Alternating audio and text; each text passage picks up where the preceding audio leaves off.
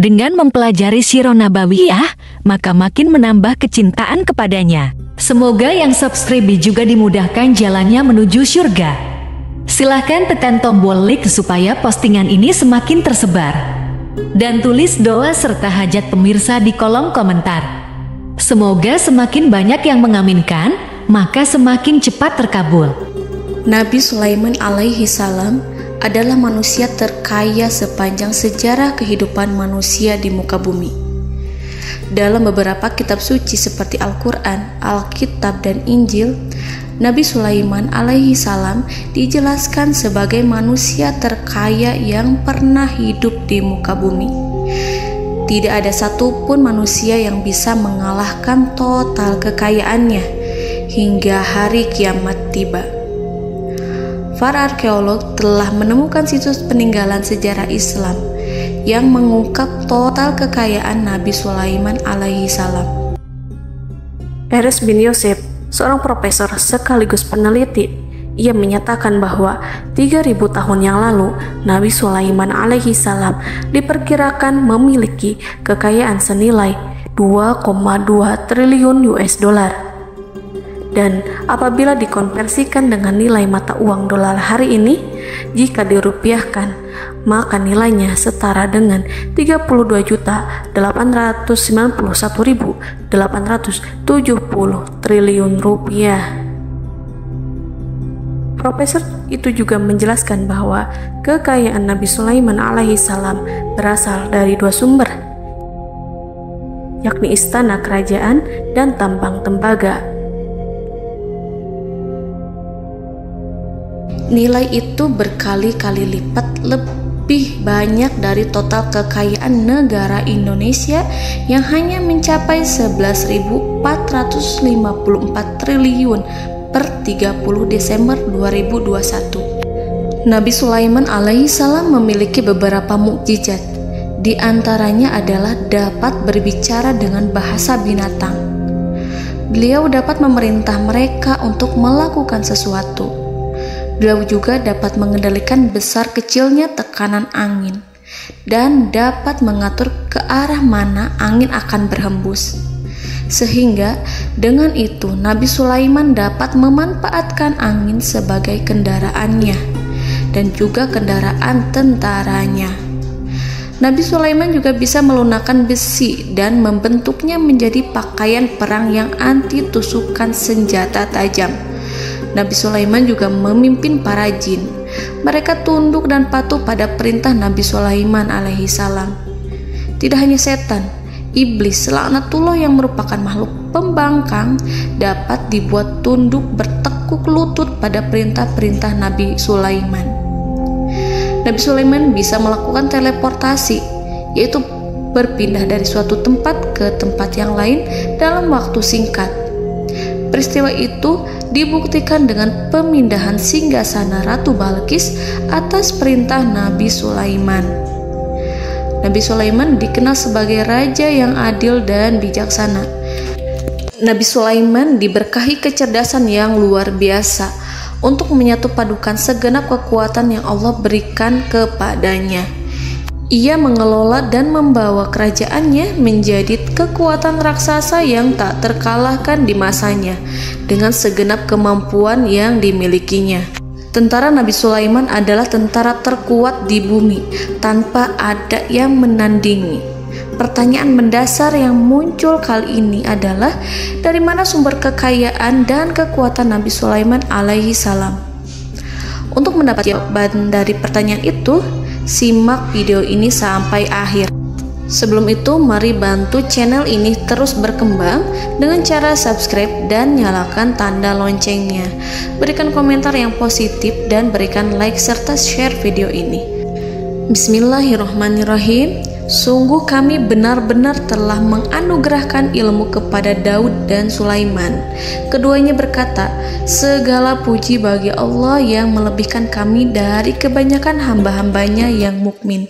Sulaiman telah mewarisi Daud dan dia berkata, wahai manusia, kami telah diajari untuk memahami bahasa burung dan kami dianugerahi segala sesuatu.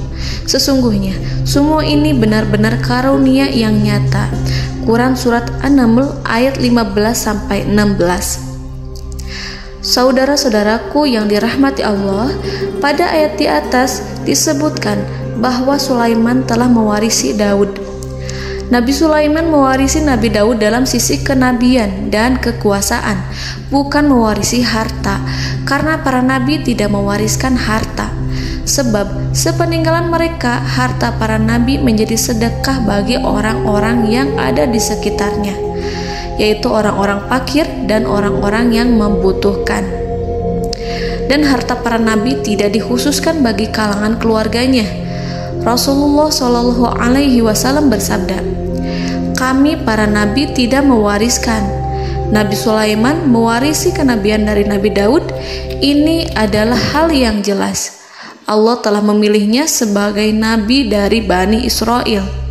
Begitu juga Allah telah memberinya kekuasaan kerajaan sehingga ia menjadi pemimpin Bani Israel. Barangkali sesuatu yang paling penting yang diwarisi oleh Nabi Sulaiman dari Nabi Daud adalah tradisi militer.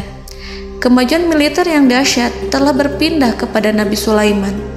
Nabi Daud sebenarnya adalah seorang pengembala kambing yang sangat miskin, tetapi seiring dengan perjalanan waktu, ia menjadi komandan pasukan tiada tanding. Nabi Daud alaihi salam mengetahui bahwa kekuatan hakiki yang mengatur alam semesta adalah kekuatan Allah. Ketika Nabi Daud mengelurkan tangannya dan memegang potongan batu, lalu beliau melemparkannya dengan ketepel ke arah Jalut, kepala Jalut retak dan ambruk menghantam tanah. Ini sebagai bentuk demonstrasi kekuatan darinya. Kehadiran Nabi Daud mengubah pasukan Bani Israel, di mana mereka sebelumnya lari jika berhadapan dengan musuh. Maka kini keberadaan mereka mulai diperhitungkan di masa hidupnya. Nabi Daud mengalami peperangan yang sangat banyak, tapi Al-Quran tidak menceritakan secara terperinci. Hal itu dikarenakan karena Al-Quran adalah kitab dakwah di jalan Allah, bukan kitab sejarah. Al-Quran hanya menceritakan di dalam Al-Quran surat Shad ayat 20, "Dan kami kuatkan kerajaannya, kerajaan Daud." Ayat tersebut berarti bahwa Nabi Daud belum terkalahkan dalam peperangan yang diikutinya. Di samping dukungan yang Allah berikan kepadanya, juga pasukan dan rakyatnya, di mana mereka adalah orang-orang yang bertauhid, menyerahkan diri kepada Allah. Allah Subhanahu wa Ta'ala mengajarkan kepada Nabi Daud hal-hal yang menjadikan pasukannya memiliki keistimewaan yang dengannya mereka dapat mengalahkan pasukan-pasukan lain, pasukan-pasukan besar yang ada di bumi pada saat itu. Allah Subhanahu wa Ta'ala berfirman dalam surat Saba ayat 10, "Dan kami telah melunakkan besi untuknya." Baju besi mungkin akan menjadi masalah dalam benak kita. Ketika orang-orang yang berperang, baju besi cukup mengganggu gerakan mereka. Kita bisa membayangkan ketika ada dua orang berperang, salah satu dapat bergerak bebas, sementara yang lainnya tidak leluasa bergerak karena tertahan dengan pakaiannya. Namun, dengan kekuasaan Allah, Nabi Daud dapat melunakkan besi dan membuat baju besi yang ringan, yang mudah untuk digunakan. Ini adalah kemajuan penting yang Allah berikan kepada Nabi Daud dan tentaranya.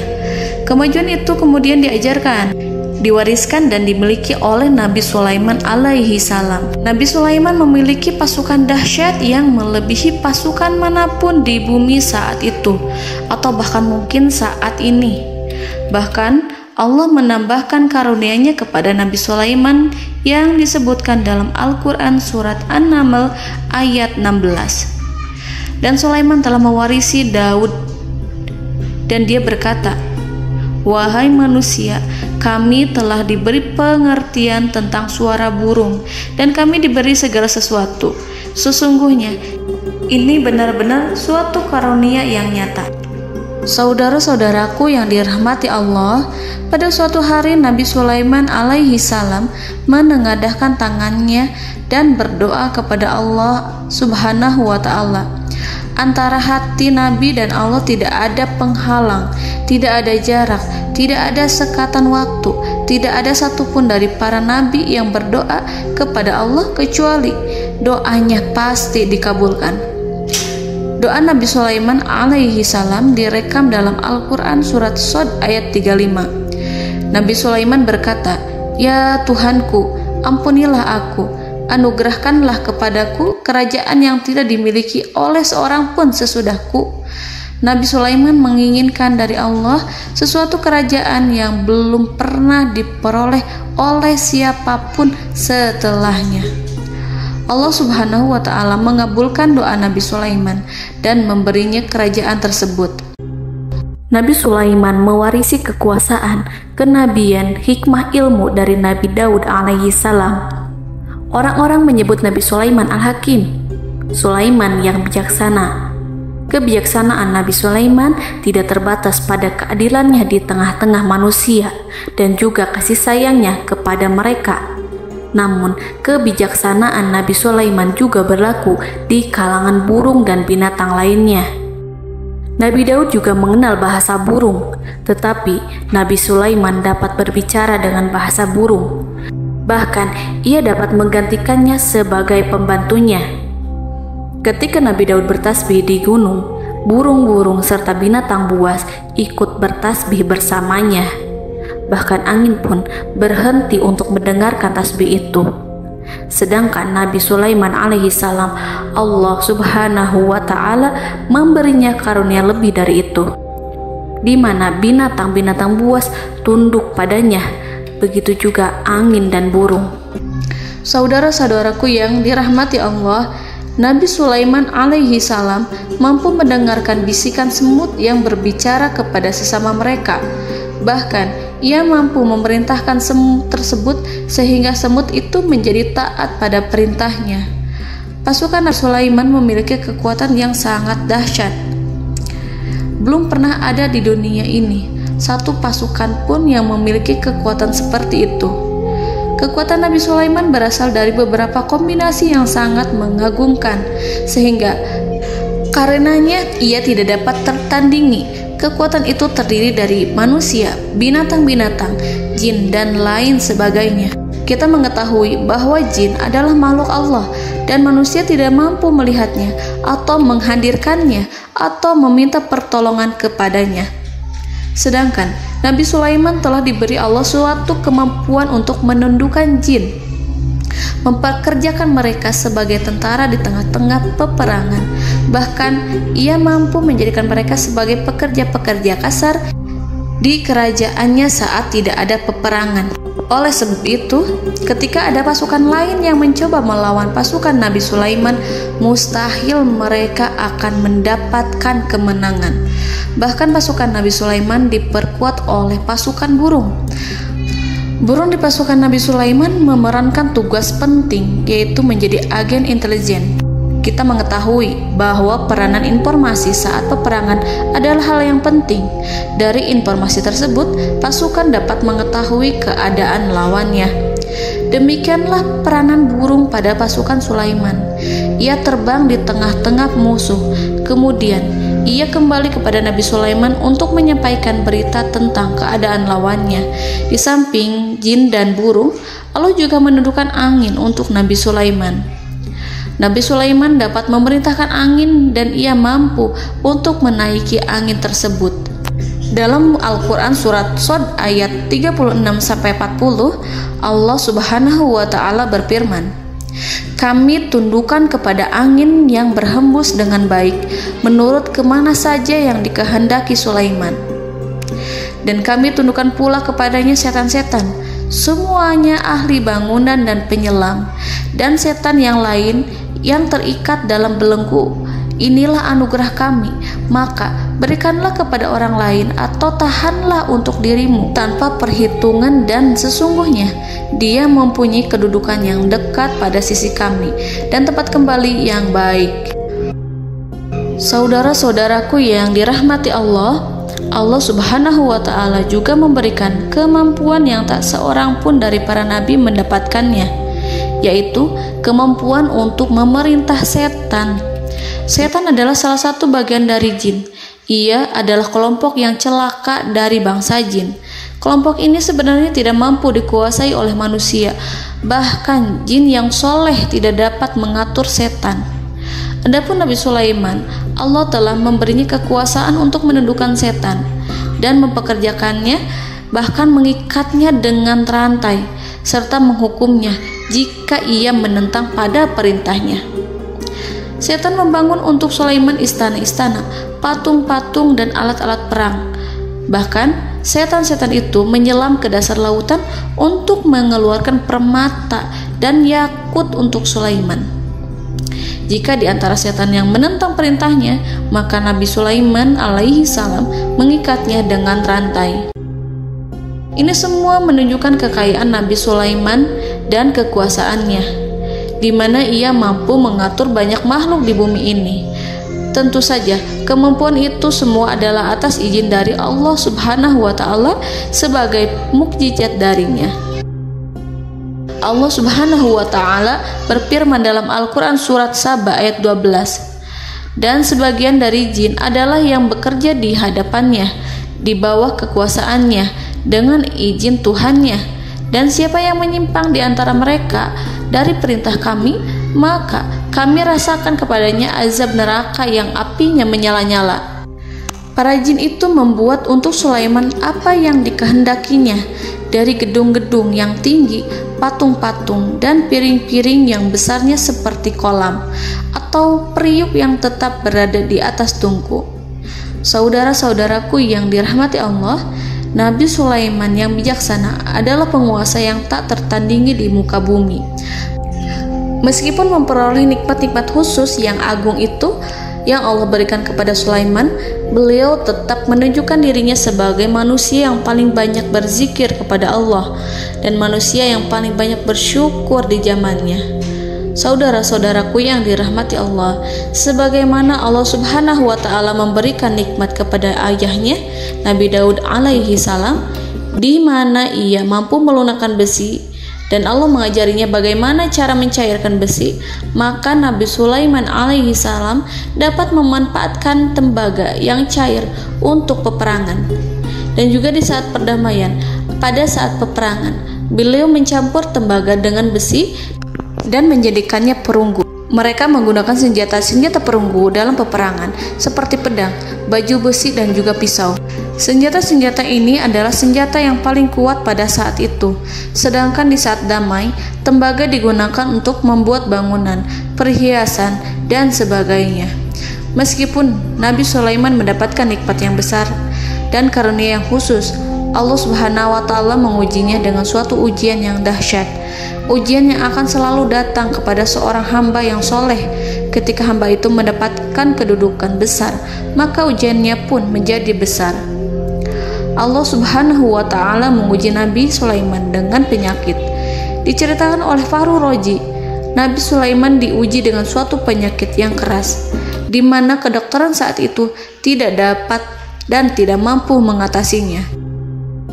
Sakitnya Nabi Sulaiman sangat keras sehingga para dokter dari kalangan manusia ataupun jin tidak mampu menghilangkan penyakit itu. Lalu burung-burung menghadirkan rumput-rumput yang dianggapnya sebagai obat, tetapi Nabi Sulaiman tak kunjung sembuh. Semakin hari penyakit Nabi Sulaiman semakin menjadi-jadi, sehingga ketika Nabi Sulaiman duduk di atas kursi, ia duduk bagaikan tubuh tanpa roh. Seakan-akan ia mati karena saking keras penyakit yang dideritanya. Sakit yang diderita oleh Nabi Sulaiman alaihi salam berlangsung sangat lama. Namun Nabi Sulaiman tidak henti-hentinya berzikir kepada Allah dan meminta kesembuhan kepadanya, serta selalu beristighfar dan mengungkapkan rasa cinta kepadanya. Selesailah ujian Allah terhadap hambanya Nabi Sulaiman. Beliau pun sembuh. Nabi Sulaiman merasakan kembali kesehatannya setelah ia mengetahui segala kejayaan dan segala kekuasaan serta segala kebesarannya tidak lagi mampu menghilangkan penyakit yang dideritanya kecuali jika Allah menghendaki. Saudara-saudaraku yang dirahmati Allah, Nabi Sulaiman telah membangun tempat ibadah, tempat sujud, sehingga manusia menyembah Allah di dalamnya. Orang-orang yang membangunnya berjumlah puluhan ribu orang. Tentu setiap kelompok dari mereka memiliki pekerjaan masing-masing.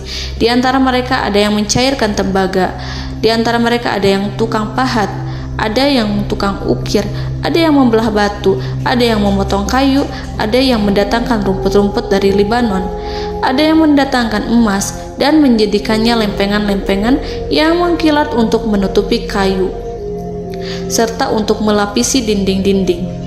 Bahkan golongan jin pun membantu membangun tempat tersebut, tentu dengan perintah dan bimbingan Nabi Sulaiman.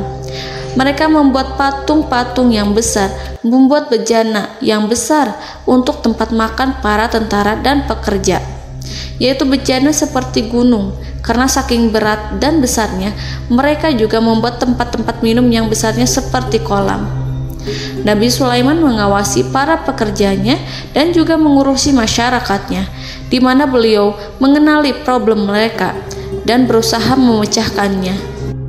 Beliau juga mengawasi pasukan dari kalangan binatang dan burung. Beliau mengetahui apabila ada satu di antara mereka yang tidak datang, kemana ia pergi serta mengapa ia pergi. Nabi Sulaiman menguasai pengetahuan itu semua. Nabi Sulaiman bukan hanya mengetahui problem tentara-tentaranya dari kalangan manusia ataupun tentaranya dari kalangan burung, namun ia juga menunjukkan kasih sayang terhadap semut, di mana beliau mendengar bisikannya dan tidak suka untuk menginjaknya. Nabi Sulaiman selalu menundukkan kepalanya ke bumi sebagai bentuk rasa rendah diri dan syukur kepada Allah. Pada suatu hari, Nabi Sulaiman alaihi salam berjalan di depan tentaranya dan tiba-tiba ia mendengar suara semut yang berkata kepada temannya dari kalangan semut. Hal itu terekam dalam Al-Quran surat An-Naml ayat 18-19. Wahai semut-semut, masuklah ke dalam sarang-sarangmu agar kamu tidak terinjak oleh Sulaiman dan tentaranya, sedangkan mereka tidak menyadarinya. Nabi Sulaiman alaihi salam tersenyum mendengar itu dan ia berdoa, "Ya Allah, ya Tuhanku, berilah aku ilham untuk tetap mensyukuri nikmat-Mu yang telah Engkau anugerahkan kepadaku dan kepada kedua orang ibu bapakku, dan untuk mengerjakan amal soleh yang Kau ridhoi, dan masukkanlah aku ke dalam rahmat-Mu, ke dalam golongan hamba-hamba-Mu yang soleh." Saudara-saudaraku yang dirahmati Allah, meskipun Nabi Sulaiman mendapatkan kekuasaan dan memiliki tentara yang besar, namun beliau menunjukkan kasih sayang terhadap bangsa semut. Beliau mendengarkan bisikannya dan melihat semut yang ada di depannya. Oleh karena itu, tak mungkin baginya untuk menginjak golongan semut itu. Nabi Sulaiman bersyukur kepada Allah telah memberinya nikmat, yaitu nikmat rahmat dan kasih sayang. Di samping itu, Nabi Sulaiman alaihi salam adalah orang paling kaya di dunia. Istananya terbuat dari kayu gaharu yang memiliki wangi harum. Istananya terbuat dari emas yang terkadang dari kristal. Beliau juga memiliki kursi besar yang terbuat dari emas dan permata. Istana Nabi Sulaiman merupakan istana yang paling besar di dunia. Nabi Sulaiman menggunakan pakaian dari emas dan permata. Meskipun demikian, Nabi Sulaiman tetap menunjukkan sebagai hamba yang berserah diri dan rendah diri di hadapan Allah Subhanahu wa Ta'ala. Nabi Sulaiman yang merendahkan diri di hadapan Allah, ia selalu sujud kepada Allah, sebagaimana ayahnya yang selalu bertasbih pada Allah. Nabi Sulaiman selalu melantunkan lagu-lagu cinta ilahi dan hanya memuji Allah Subhanahu wa Ta'ala. Pada suatu hari, Nabi Sulaiman alaihi salam mengeluarkan perintah kepada pasukannya untuk bersiap-siap. Kemudian, Nabi Sulaiman keluar dan memeriksa pasukannya satu demi satu. Kelompok yang pertama adalah kelompok manusia. Nabi Sulaiman memperhatikan kesiapan mereka. Lalu Nabi Sulaiman mengeluarkan perintah-perintah kepada mereka. Kemudian Nabi Sulaiman memeriksa kelompok jin dan menyampaikan perintahnya kepada mereka. Beliau memenjarakan jin yang tampak bermalas-malasan saat bekerja. Lalu beliau memeriksa binatang dan berkata kepada mereka, apakah mereka sudah makan dengan baik? Apakah mereka tidur dengan nyenyak? Apakah ada yang mengadu pada mereka, misalkan karena penyediaan makanan yang tidak layak? Apakah ada di sana yang sakit dan lain sebagainya? Ketika Nabi Sulaiman merasa puas dengan semuanya, Nabi Sulaiman memasuki tenda tempat berkumpulnya para burung. Nabi Sulaiman alaihissalam kemudian memasuki tenda tersebut, mengamati keadaan di sekitarnya, sehingga beliau mengetahui bahwa ada satu burung yang tidak hadir, yaitu burung hudhud. Mengapa aku tidak melihat burung hudhud? Burung-burung yang lain tampak terdiam sebagai penghormatan, dan mereka mendengarkan apa yang akan dikatakan pemimpin mereka. Nabi Sulaiman mengarahkan pandangannya pada semua burung dan tidak menemukan burung hudhud di antara mereka. Tak seekor burung pun yang mengetahui keberadaannya. Burung hudhud absen pada apel wajib kali ini. Nabi Sulaiman mulai menampakkan kemarahannya. Tiba-tiba, seekor burung kecil memberanikan diri untuk berkata kepada Nabi Sulaiman, "Wahai Nabi yang mulia, seharusnya hudhud ada bersamaku kemarin untuk melaksanakan tugas penyelidikan. Ia adalah pemimpin misi itu. Namun, burung hudhud belum datang. Oleh karena itu, aku tidak pergi bersamanya." Burung itu tampak gemetar. Nabi Sulaiman mengetahui bahwa hudhud tidak hadir dan tak seorang pun mengetahui kemana ia pergi. Burung hudhud pergi tanpa izin terlebih dahulu. Dalam keadaan marah, Nabi Sulaiman berkata, "Sungguh aku benar-benar akan mengazabnya dengan azab yang sangat keras atau benar-benar menyembelihnya, kecuali jika ia benar-benar datang kepadaku dengan alasan yang jelas." Kawanan burung-burung mengetahui bahwa Nabi Sulaiman sedang marah dan telah menetapkan untuk menyiksa burung hudhud atau menyembelihnya atau justru memaafkannya dengan syarat ia datang dengan membawa alasan yang dapat menyelamatkannya, atau dengan kata lain, burung hudhud dapat memastikan bahwa ia melaksanakan tugas yang penting. Nabi Sulaiman menunjukkan kemarahan yang besar sehingga siapapun akan merasa takut kepada Nabi Sulaiman yang marah. Nabi Sulaiman kemudian pergi dari tempat burung tersebut. Nabi Sulaiman masih memikirkan keadaan burung hudhud. Seharusnya burung hudhud menjadi bagian penting dari badan intelijen. Apakah ia pergi untuk menyingkap suatu, atau apakah ia pergi hanya untuk bermain-main?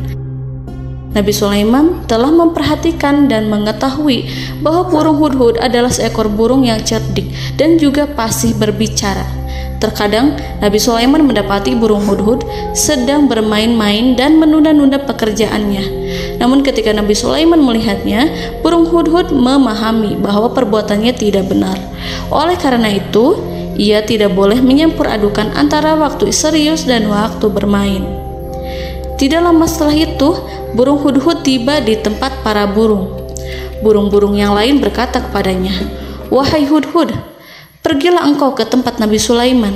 Jika ia mengetahui bahwa engkau telah sampai, jiwamu benar-benar terancam." Mendengar itu, burung hudhud segera beranjak. Ia terbang menemui Nabi Sulaiman. Pada waktu itu, Nabi Sulaiman sedang duduk bersama tentaranya yang lain. Burung hudhud berdiri. Ia telah merencanakan untuk memulai pembicaraan dengan Nabi Sulaiman sebelum Nabi Sulaiman bertanya kepadanya kemana dia pergi. Ini sebagai bukti bahwa hudhud telah melaksanakan suatu tugas yang penting. Dalam Al-Quran Surat An-Naml ayat 22, burung hudhud berbicara, "Aku telah mengetahui sesuatu yang kamu belum mengetahuinya, dan kubawa kepadamu dari negeri Saba suatu berita penting yang diyakini seakan-akan burung hudhud hendak berkata, 'Aku adalah hudhud yang miskin, tapi aku mengetahui apa yang tidak engkau ketahui, dan aku telah datang kepadamu dari kerajaan Saba dengan membawa berita yang sangat penting.'" Nabi Sulaiman tampak terdiam menunggu hudhud menyelesaikan kisahnya. Dalam surat An-Naml ayat 23-24, burung hudhud berkata, "Sesungguhnya aku menjumpai seorang wanita yang memerintah mereka. Dia dianugerahi segala sesuatu serta mempunyai singgasana yang besar. Aku mendapati dia dan kaumnya menyembah matahari selain Allah. Dan setan-setan telah menjadikan mereka memandang indah perbuatan-perbuatan mereka, lalu menghalangi mereka dari jalan Allah, sehingga mereka tidak mendapat petunjuk."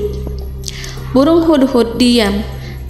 Nabi Sulaiman merasa bahwa hudhud menunjukkan kefasihan lisannya.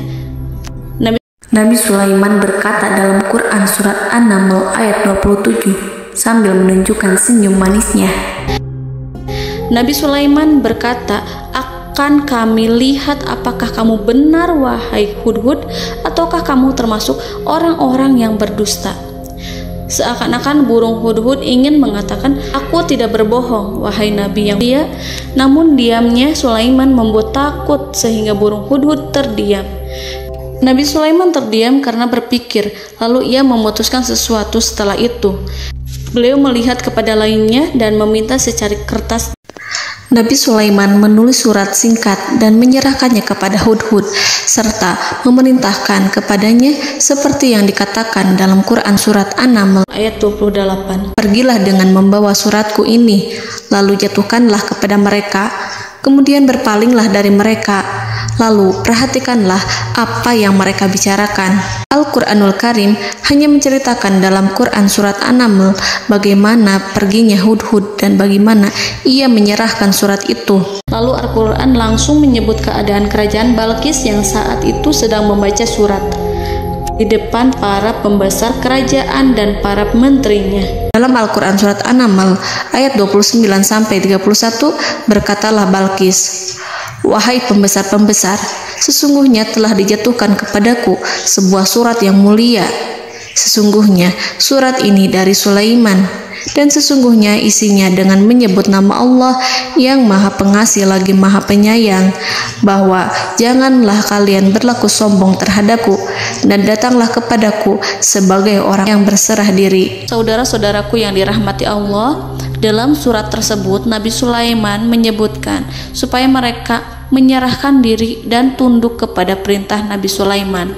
Nabi Sulaiman memerintahkan agar mereka meninggalkan penyembahan terhadap matahari. Nabi Sulaiman tidak mempersoalkan akidah mereka dan tidak memuaskan mereka dengan apapun. Nabi Sulaiman hanya memerintahkan bahwa ia berada di atas kebenaran. Bukankah ia didukung kekuatan yang berlandaskan keyakinan yang dimilikinya? Nabi Sulaiman hanya memerintahkan mereka agar tunduk dan patuh kepadanya. Ratu Sabak menyampaikan surat tersebut di tengah-tengah kaumnya. Dalam Quran surat An-Naml ayat 32 dijelaskan, "Dan berkatalah Balqis, wahai para pembesar, berilah aku pertimbangan dalam urusanku ini. Aku tidak pernah memutuskan sesuatu persoalan sebelum kamu berada dalam majelisku." Saudara-saudaraku yang dirahmati Allah, para pembesar istana Balqis menentang surat tersebut. Isi surat itu membangkitkan kesombongan kaum Sabak, di mana mereka merasa lebih kuat. Mereka mengetahui bahwa di sana ada seorang yang mencoba menentang mereka dan mengisyaratkan peperangan kepada mereka. Lalu ia meminta kepada mereka untuk memenuhi syarat-syaratnya sebelum terjadinya peperangan dan kekalahan. Dalam surat An-Naml ayat 33, mereka menjawab, "Kita adalah orang-orang yang memiliki kekuatan dan juga memiliki keberanian yang sangat besar dalam peperangan. Dan keputusan berada di tanganmu, wahai rajaku. Maka pertimbangkanlah apa yang akan kamu perintahkan." Saudara-saudaraku yang dirahmati Allah, para pembesar kaum Sabak seakan ingin berkata, "Kita siap untuk melaksanakan perang." Tampaknya ratu itu memiliki kebijakan yang lebih baik dari pembesar kaumnya. Surat Sulaiman itu membuatnya berpikir lebih jernih dan lebih berhati-hati. Ia berusaha sebisa mungkin menghindari peperangan. Ratu itu berpikir dalam tempo yang lama. Nama Sulaiman tidak diketahuinya dan ia pun belum pernah mendengarnya. Oleh karena itu, Ratu kaum Saba tidak mampu mengetahui dan mendeteksi seberapa besar kekuatan Nabi Sulaiman.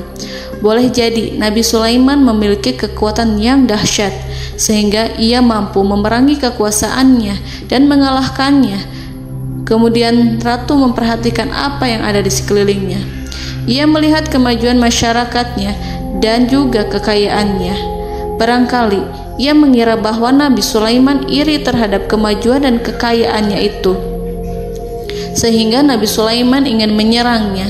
Setelah mempertimbangkan isi surat Nabi Sulaiman dengan cermat, Ratu Saba memilih untuk tidak bersikap ceroboh dan bodoh. Ratu lebih suka untuk menggunakan bahasa kelembutan. Ia mengirim kepada Nabi Sulaiman suatu hadiah yang besar. Ratu mengira bahwa Nabi Sulaiman seorang yang ambisius, yang boleh jadi ia telah mendengar tentang kekayaan kerajaan Saba. Para utusan pergi dengan membawa hadiah dari Ratu Saba. Ratu berharap agar mereka dapat memasuki kerajaan Nabi Sulaiman dan akan mengetahui kondisi kerajaannya.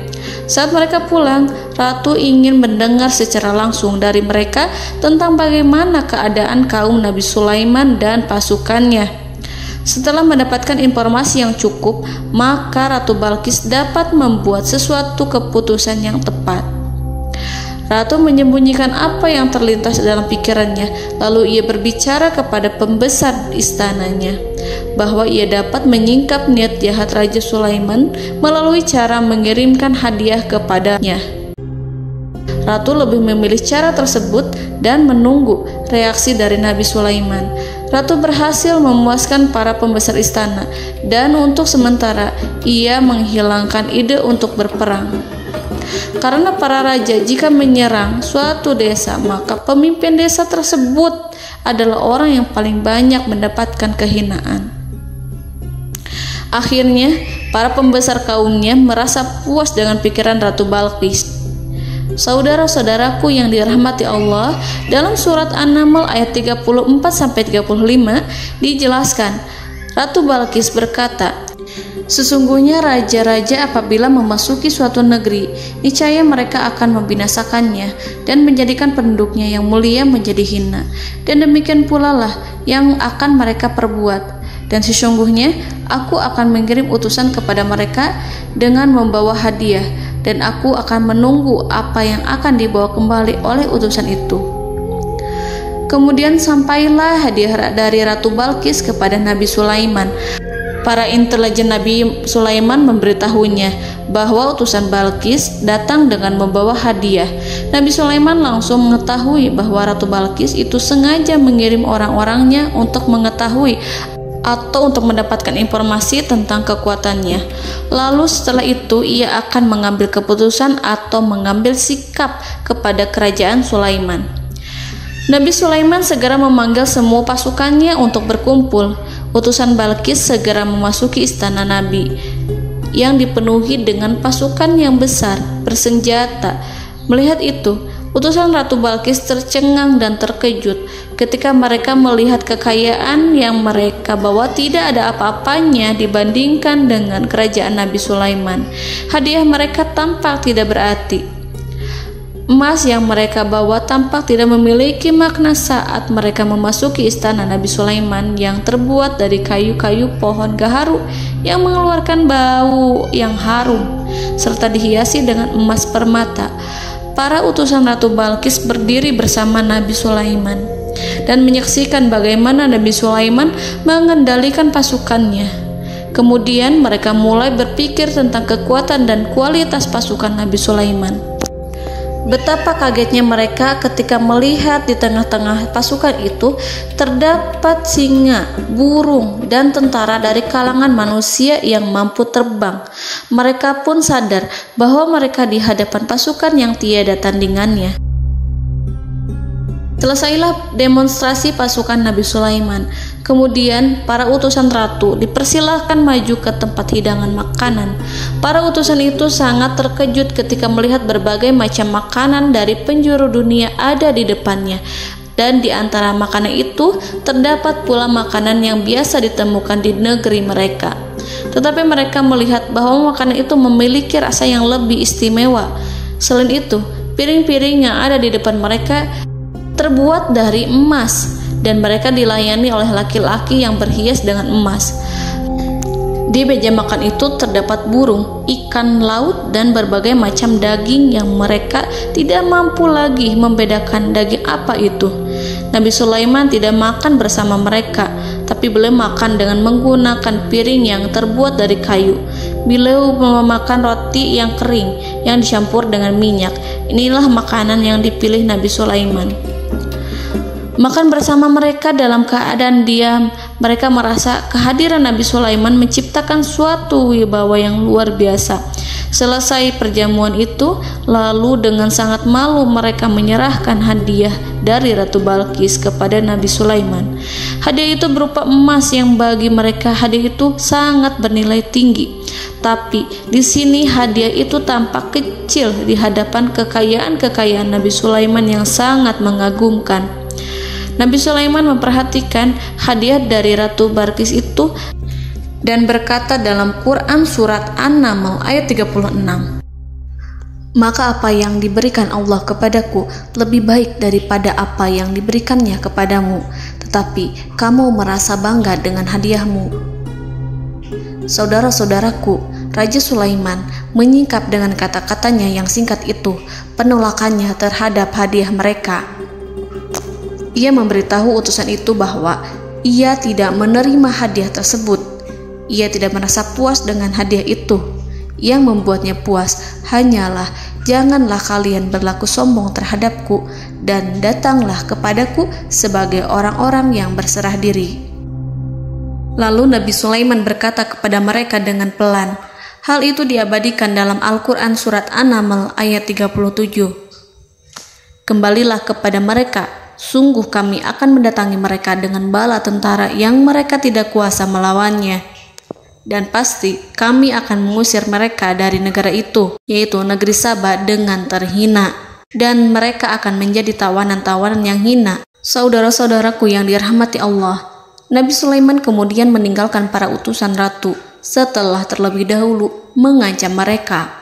Para utusan itu berharap agar Nabi Sulaiman mau menunggu kunjungan Ratu Balqis yang akan membawa misi perdamaian. Akhirnya, sampailah para utusan Ratu Balqis ke negeri Sabah. Mereka segera menuju istana sang ratu. Mereka memberitahu bahwa negeri mereka ada di ujung tanduk. Mereka menceritakan kepada ratu tentang kekuatan Nabi Sulaiman dan tidak mungkin bagi mereka mampu melawannya. Mereka meyakinkan Ratu Balqis bahwa ia harus mengunjunginya dan melihat sendiri bagaimana kebesaran kerajaan Nabi Sulaiman.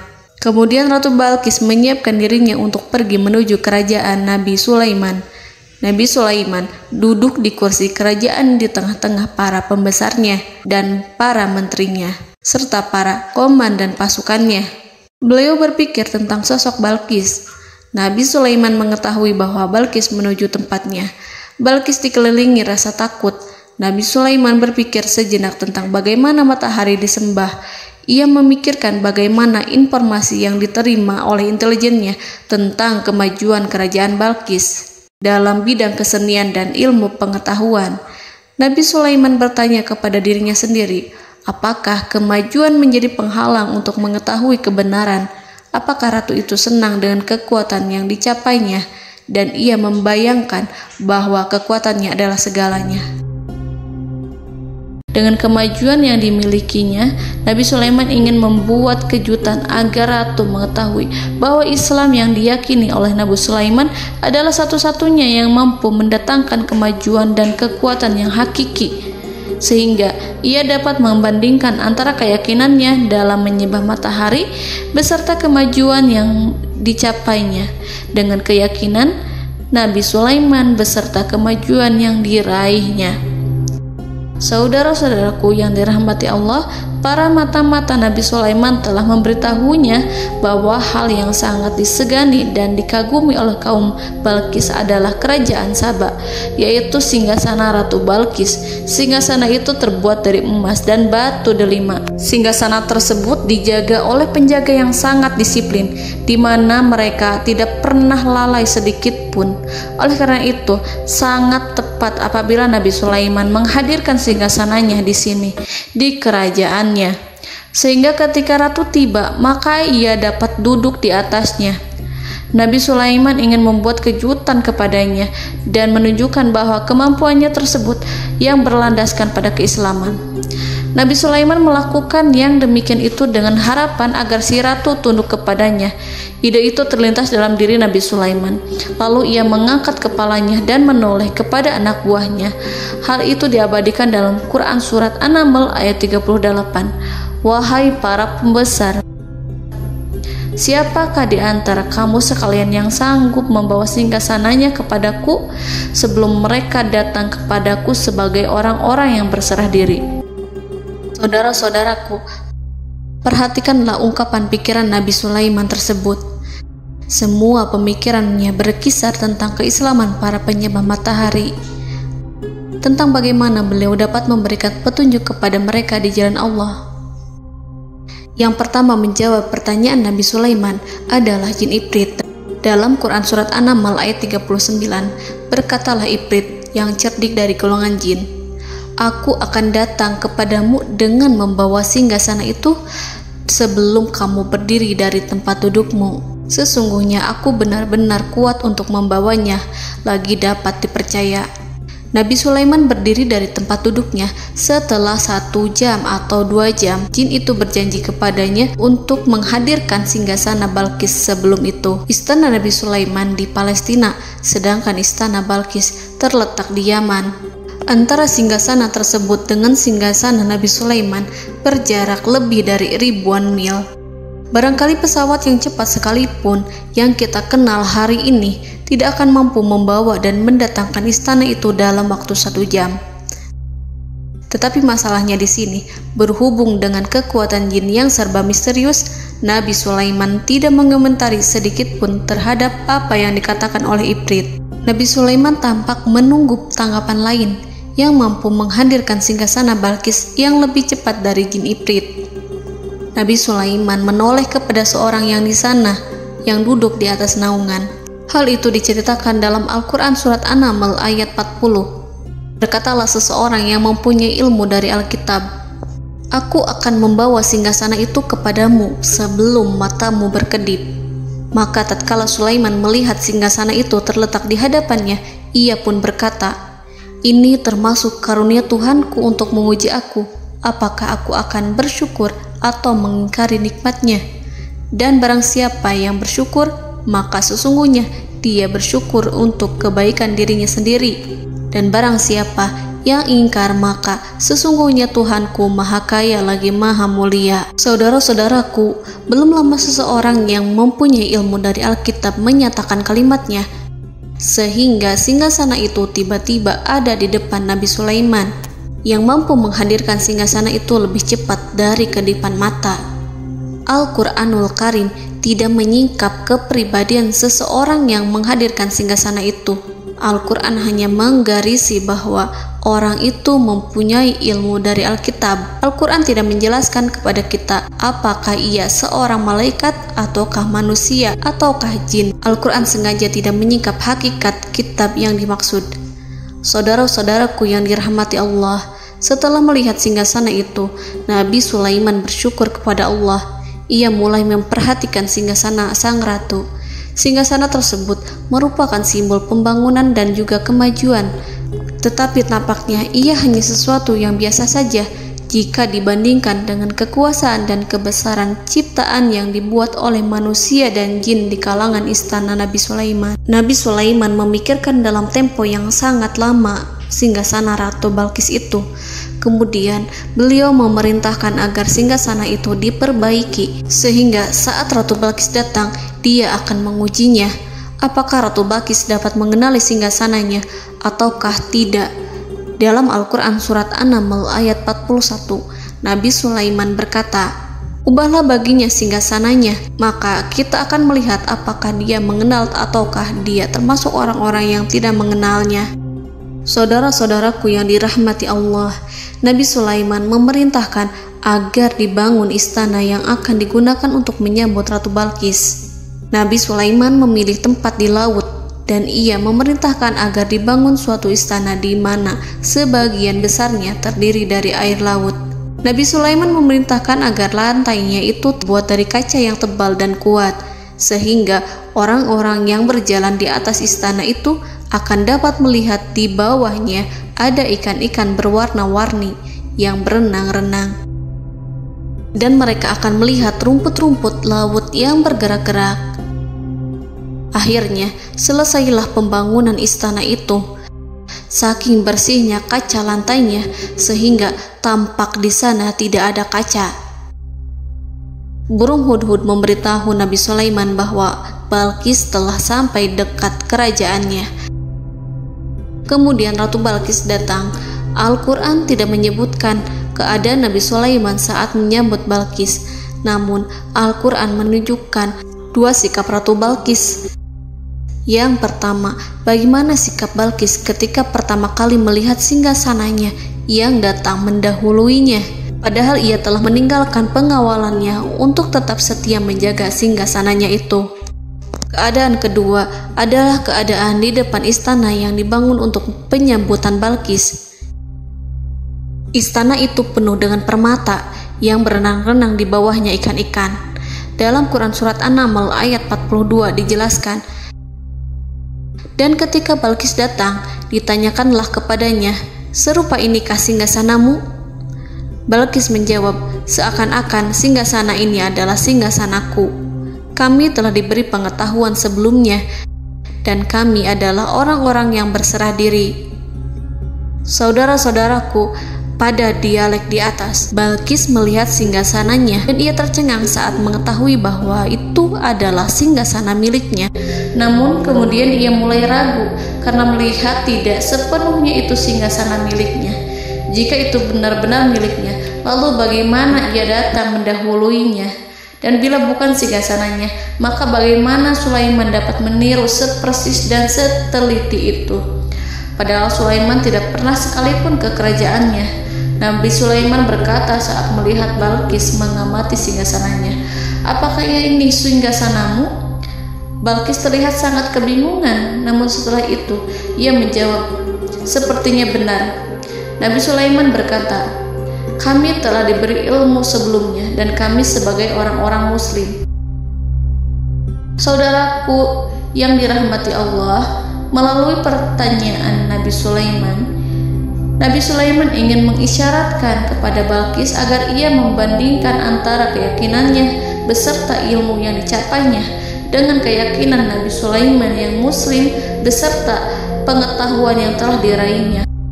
Penyembahan terhadap matahari dan pencapaian ilmu yang dicapai oleh Ratu Balqis tanpa tidak ada apa-apanya dibandingkan dengan ilmu Nabi Sulaiman dan keislaman. Nabi Sulaiman telah mendahuluinya dalam bidang ilmu karena keislamannya. Karena itu, sangat mudah baginya untuk mengungguli Balqis dalam ilmu-ilmu yang lainnya.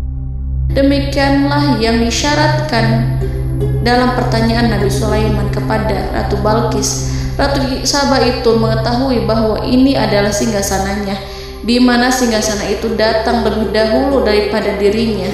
Beberapa bagian darinya telah diubah saat Balqis masih di perjalanan menuju ke tempat Nabi Sulaiman. Ia berpikir kemampuan apa yang dimiliki Nabi Sulaiman. Ratu Balqis tercengang melihat apa yang disaksikannya, yang berupa buah dari keimanan Nabi Sulaiman dan hubungannya dengan Allah Subhanahu wa Ta'ala. Sebagaimana Balqis juga tercengang ketika melihat kemajuan di bidang ilmu pembangunan, seni, dan ilmu-ilmu yang lainnya. Maka ia tidak lebih kagum lagi saat melihat hubungan yang kuat antara keislaman Nabi Sulaiman dengan ilmunya serta kemajuan yang diraihnya. Dalam Al-Quran Surat An-Naml ayat 43 dijelaskan, "Dan apa yang disembahnya selama ini selain Allah mencegahnya untuk melahirkan keislamannya, karena sesungguhnya ia terdahulu termasuk orang-orang yang kafir."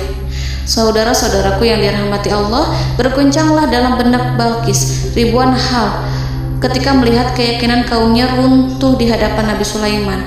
Ia menyadari matahari yang disembahnya hanya merupakan ciptaan Allah, dan Allah lah yang menggerakkannya untuk hamba-hambanya. Lalu terbitlah matahari kebenaran dalam dirinya. Hatinya diterangi oleh cahaya baru yang tidak akan tenggelam seperti tenggelamnya matahari. Masa keislamannya hanya menunggu waktu. Ratu Balqis memilih waktu yang tepat untuk mengumumkan keislamannya.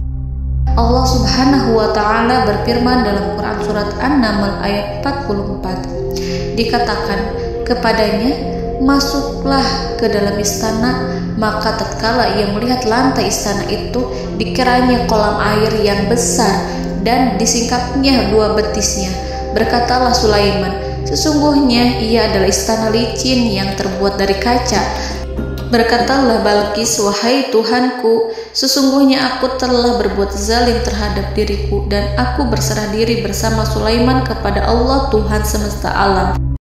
Saudara-saudaraku yang dirahmati Allah, dikatakan kepada Balqis, masuklah ke dalam istana. Ketika ia masuk, maka ia tidak menyaksikan adanya kaca, tetapi ia melihat air, sehingga ia mengira akan bersinggungan dengan air. Lalu ia menyingkapkan sedikit bajunya agar bajunya itu tidak basah. Nabi Sulaiman mengingatkannya tanpa melihatnya agar ia tidak khawatir terhadap pakaiannya, karena pakaiannya tidak akan basah sebab di sana tidak ada air. Itu sekedar kaca yang halus, yang saking halusnya sehingga ia tidak tampak. Pada kesempatan itulah Balqis mengumumkan keislamannya yang mengakui kelalimannya, dan ia menyatakan menyerahkan diri kepada Nabi Sulaiman dan kepada Allah Tuhan semesta alam. Lalu kaumnya pun mengikutinya dan mereka memeluk Islam. Balqis menyadari ia berhadapan dengan penguasa yang terbesar di bumi dan Nabi Allah yang mulia. Untuk pertama kalinya, wajah Sulaiman tampak dihiasi dengan senyuman yang menunjukkan kepuasannya sejak Balqis mengunjunginya. Demikianlah Nabi Sulaiman mewujudkan kejayaannya yang hakiki dan menyebarkan cahaya Islam di muka bumi. Saudara-saudaraku, Al-Quran tidak menyebutkan kisah Balqis setelah keislamannya. Para ahli tafsir mengatakan bahwa ia menikah dengan Nabi Sulaiman. Selain itu, ada yang mengatakan bahwa ia menikah dengan salah satu orang dekat Nabi Sulaiman. Ada juga yang mengatakan bahwa sebagian Raja Habasyah adalah keturunan dari buah perkawinan ini. Wallahu a'lam bishawab. Saudara-saudaraku yang dirahmati Allah, Nabi Sulaiman hidup di tengah-tengah kejayaan dan kemuliaan di bumi. Kemudian Allah menetapkan kematian untuknya. Sebagaimana kehidupan Sulaiman berada di puncak kemuliaan dan kejayaan yang penuh dengan keajaiban yang luar biasa, maka kematiannya pun merupakan tanda-tanda kebesaran Allah yang penuh dengan keajaiban. Demikianlah bahwa kematiannya sesuai dengan kehidupannya, sesuai dengan kejayaannya. Allah berfirman tentang kematian Sulaiman di dalam Al-Quran Surat Saba ayat 14. Maka tatkala kami telah menetapkan kematian Nabi Sulaiman, tidak ada yang menunjukkan kepada mereka kematiannya itu kecuali rayap yang memakan tongkatnya. Maka tatkala ia telah tersungkur, tahulah jin bahwa kalau sekiranya mereka mengetahui yang gaib, tentulah mereka tidak akan tetap dalam siksa yang menghinakan. Saudara-saudaraku, kemampuan Nabi Sulaiman untuk menundukkan jin dan mempekerjakan mereka serta hubungan mereka dengan semua itu menimbulkan fitnah di tengah-tengah manusia dalam hal tertentu.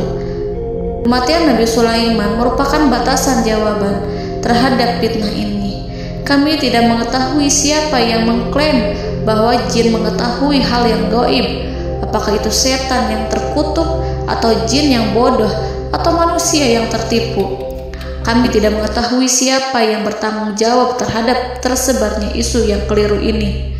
Yang kita ketahui adalah bahwa hal tersebut adalah mempengaruhi sebagian manusia dan jin. Barangkali manusia berkata kepada diri mereka, selama jin melakukan perbuatan yang luar biasa ini, maka apa gerangan yang menjadikan mereka tidak mengetahui hal yang gaib itu? Manusia itu lupa bahwa kunci kegaiban berada di tangan Allah. Masalah ilmu gaib tidak akan mampu dikuasai oleh jin dan manusia. Hanya Dia yang mengetahuinya, dan manusia diberitahu hanya sedikit sekali. Saudara-saudaraku yang dirahmati Allah, seakan-akan Allah telah merencanakan bahwa kematian Sulaiman bertujuan untuk menghancurkan pemikiran itu, yaitu pemikiran bahwa jin mengetahui hal-hal yang gaib. Jin bekerja untuk Nabi Sulaiman selama beliau hidup, dan tatkala beliau meninggal, maka tugas mereka menjadi bebas.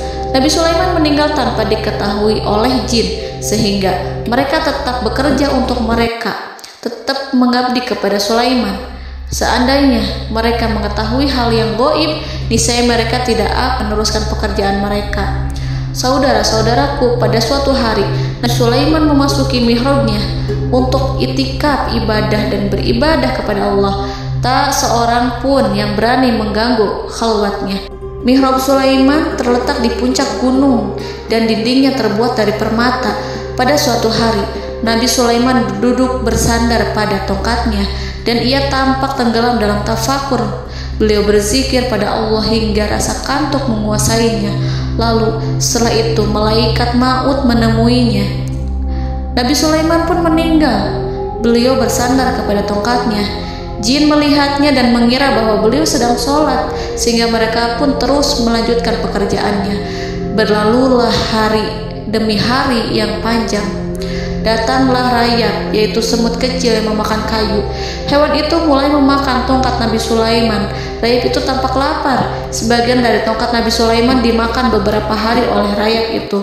Ketika yang dimakannya semakin bertambah, maka tongkat itu pun menjadi rusak dan kemudian jatuh dari tangan Nabi Sulaiman alaihi salam. Tubuh mulia itu kehilangan keseimbangan dan kemudian jatuh terhempas di bumi. Tatkala tubuh suci itu tersungkur, maka manusia segera menuju ke arahnya. Mereka menyadari dan mengetahui bahwa Nabi Sulaiman telah meninggal dalam waktu yang lama. Jin menyadari bahwa mereka tidak mengetahui hal yang gaib, dan manusia pun mengetahui hakikat ini. Seandainya jin mengetahui hal yang gaib, niscaya ia tidak akan meneruskan siksa yang hina. Mereka tidak akan bekerja kepada Sulaiman. Demikianlah Nabi Sulaiman alaihi salam meninggal dalam keadaan duduk dan sholat di mihrabnya. Lalu berita itu tersebar bagaikan api di bumi. Manusia, burung, dan binatang buas mengantarkan jenazah Nabi Sulaiman. Sekawanan burung tampak sedih dan menangis. Semua makhluk bersedih. Akhirnya tak seorang pun mengetahui bahasa burung di bumi. Meninggallah seorang yang memahami pembicaraan burung, binatang-binatang, jin, dan lain sebagainya.